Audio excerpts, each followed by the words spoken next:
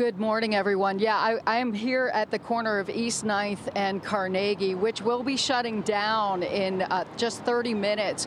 But there's been a lot of activity happening here.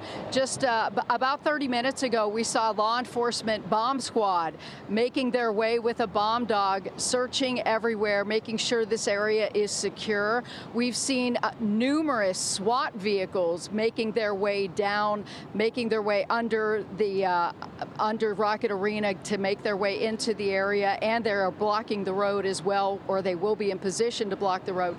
And you can see Cleveland Fire will be also getting in position and putting up the American flag for all of the police cars and the hearse to drive under, as well as Officer Wagner's family. So a lot of activity happening, but again, this road will be shut down in just 30 minutes.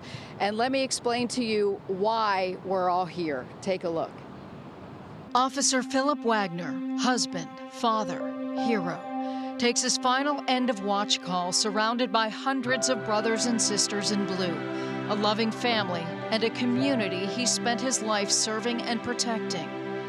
At just 35 years old, this North Ridgeville resident had already given so much to his country as a United States Marine, to his community as a police officer who didn't just wear the badge, but lived every single day by what it represented. His wife, Jessica, their 3 precious children. They'll never again hear his footsteps at the front door after a long shift. Never again feel the safety of knowing Daddy was home. But they will feel the comfort and protection of his family in uniform, and by those who understand the pain they're experiencing too well. Every officer knows the risk, but Officer Wagner was simply having lunch, just lunch, in his patrol car with Officer Peter Gale on Wednesday afternoon. 2 men doing their jobs, protecting all of us, when evil struck without warning.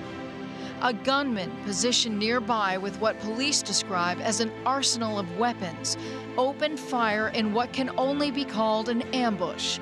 3 officers wounded, 3 families forever changed. Wagner and Officer Brent Payne taken by Lifeline to Metro Health with critical injuries. Gale, wounded in the hand, was treated at Mercy Health in Lorain. Payne, released from the hospital, will recover physically, but every officer will carry the memory of Wagner for the rest of their careers. This was a man who embodied service. After his time in the Marines, he attended Lorain-County Community College, then joined Sheffield Village Police in 2018 before coming to Lorain in 2022. When he graduated from the Police Academy in 2017, he earned the Top Fitness Award, always pushing himself to be better, to do more. Just 2 days before this senseless attack, Wagner earned his SWAT pin.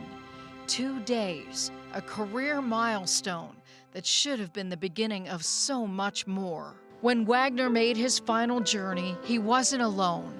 Officers from across Northeast Ohio formed an escort, a sea of flashing lights, honoring a brother who paid the ultimate price.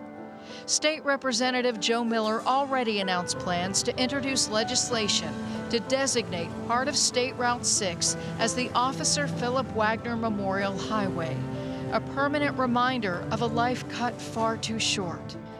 Officer Phillip Wagner was more than a badge number. He was a devoted father who tucked his kids in at night, a loving husband who kissed his wife goodbye each morning, not knowing July 23rd would be the last time. A Marine who served his country, a police officer who served his community, a hero whose legacy will live on in every life he touched, every officer he inspired, and every day his family chooses to remember not how he died, but how honorably and beautifully he lived. The final call.